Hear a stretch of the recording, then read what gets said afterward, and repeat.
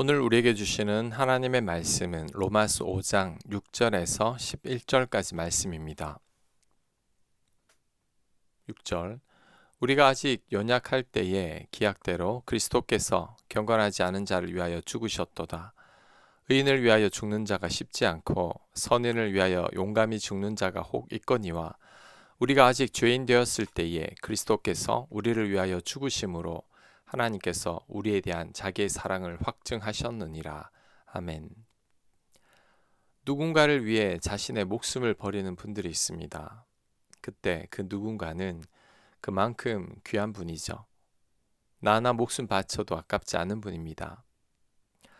대통령 경호원들은 대통령을 보호하기 위해 대신 목숨을 버리기도 합니다. 국가의 원수이니 그만큼 중요한 분이기 때문이죠. 그럴 때는 용감하게 대신 죽기도 합니다. 하지만 그 누군가가 별로 중요하지 않은 사람이라면, 심지어 아주 나쁜 죄인이라면 그 사람을 대신해 죽을 사람은 거의 없을 겁니다. 범죄자들, 살인자들, 인신매매범들, 사기꾼들, 이런 사람들을 위해서는 대신 죽고 싶지 않을 겁니다. 그런데 예수님은 대신 죽으셨습니다. 부족하고 죄도 많으며 별로 중요하지도 않은 피조물들을 위해 창조주가 대신 죽으셨습니다. 못난 우리들을 위해 대신 매맞고 희롱당하고 결국엔 십자가에 못 박혀 고통스럽게 죽으셨습니다. 예수님의 이런 희생이 도무지 이해가 가지 않습니다. 만약에 한 나라의 왕이 그 나라의 죄인을 위해 대신 죽었다고 한다면 납득이 가지 않는 희생입니다. 너무 아까운 희생이죠. 도무지 그럴 필요는 없기 때문이죠. 그런데 하나님의 아들이신 예수님께서 죄 많은 우리들을 대신해서 죽으셨습니다. 창조주가 피조물을 위해 죽으신 거죠. 말도 안 되는 희생이죠. 도대체 왜 그렇게 무모한 희생을 했을까요? 그 이유는 우리를 너무나도 사랑하시기 때문입니다. 그 사랑 때문에 예수님께서 희생하신 것이죠. 사형 선고를 받은 범죄자가 있다면 세상 사람들은 그를 욕하며 사형을 집행하라고 하겠지만 그 범죄자의 어머니는 그렇지 않을 겁니다. 아무리 악할지라도 내 사랑하는 자식이기 때문이죠. 심지어 그 자식을 위해 대신 죽으려는 어머니도 있을 겁니다. 마찬가지로 우리 같은 죄인을 위해 예수님께서 죽으신 이유는 우리를 너무나 사랑하시기 때문이죠. 비록 우리가 형편없는 자들이라고 할지라도 그래도 우리를 사랑하시니까 우리 대신 죽으신 겁니다. 이런 예수님의 십자가 죽음은 바로 우리를 사랑하신다는 확실한 증거이죠. 우리를 사랑하지 않으셨다면 십자가에서 죽지 않으셨을 것입니다. 하지만 사랑하니까 대신 죽어도 아깝지 않은 것이죠. 그래서 바울은 죄인인 우리들을 위해 예수님께서 죽으신 것은 우리를 사랑하신다는 확실한 증거라고 말했습니다. 예수님은 우리 대신 십자가에 죽으심으로 우리를 향한 당신의 사랑을 확실하게 증명하신 거죠. 하지만 그럼에도 불구하고 그 사랑을 의심하는 그리스도인들이 많습니다. 특히 많은 고난과 환난을 만났을 때에는 하나님께서 정말 나를 사랑하시는지 의심하게 됩니다. 나를 사랑하시는데 왜 이런 일이 생기는지 납득이 되질 않는 거죠.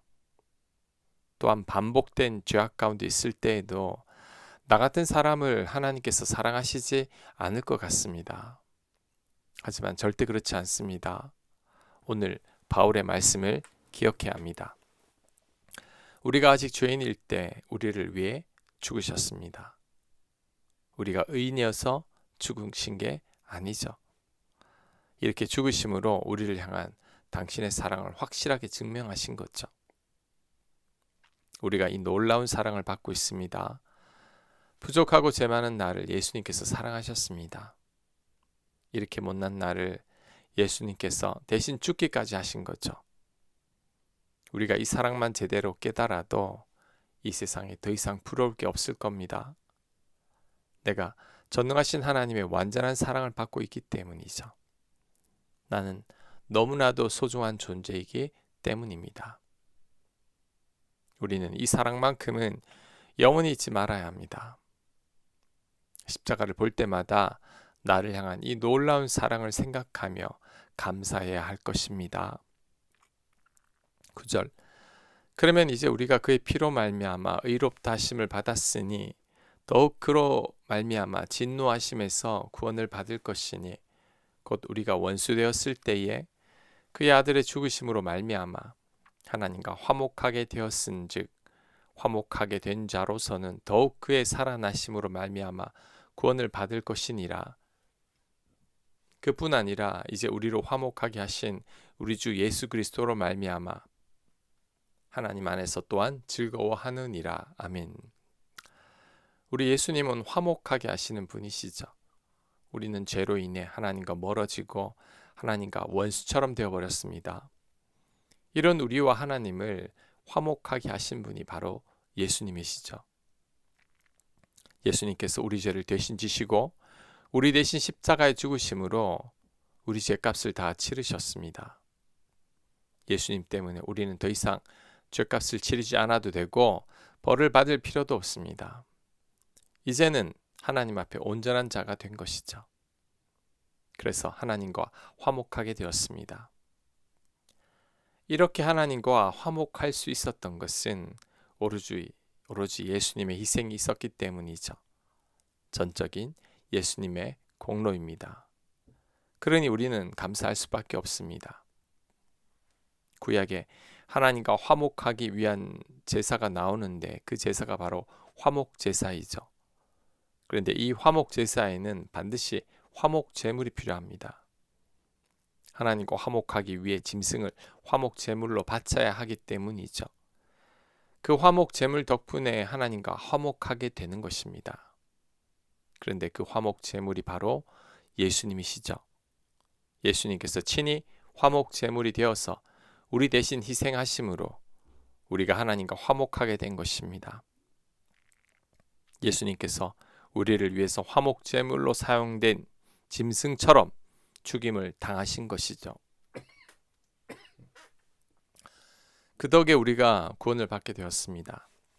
하나님과 화목하게 되었습니다. 우리는 이 은혜를 잊지 말아야 합니다.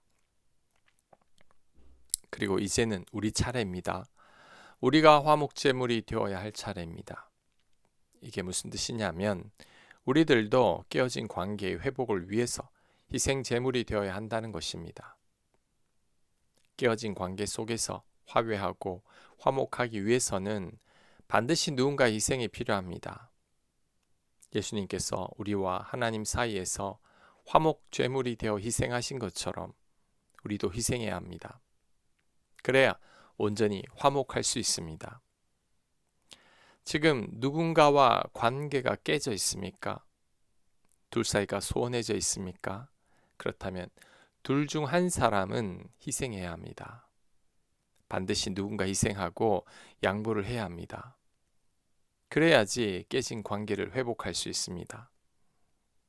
두 사람 중 그 어느 누구도 양보하지 않으려고 한다면 절대 관계가 회복되지 않습니다.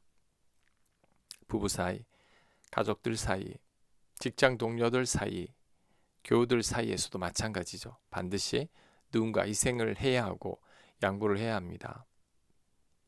누군가가 예수님처럼 화목제물이 되어야 합니다. 누군가 먼저 손을 내밀어야 합니다. 그럴 때 깨어진 관계가 회복됩니다. 서로 간의 관계 속에서 막힌 담들이 허물어지는 거죠. 누군가와 불편한 관계 속에 있다면 우리를 위해 화목제물이 되신 예수님을 생각해야 합니다. 예수님처럼 내가 먼저 양보하고 희생하고 먼저 손을 내밀어야 합니다. 그럴 때 깨어진 관계가 회복될 것입니다. 아멘. 자, 묵상과 적용 질문입니다. 지금 누구와 관계가 깨져 있습니까? 내가 화목해야 할 사람은 누구입니까? 예수님을 본받아 내가 먼저 희생하고 양보하고 손을 내밀기를 결단해 보시기 바랍니다. 기도합니다. 하나님, 예수님처럼 먼저 희생하고 양보하며 화목제물로 살게 하여 주시옵소서. 예수님 이름으로 기도합니다. 아멘.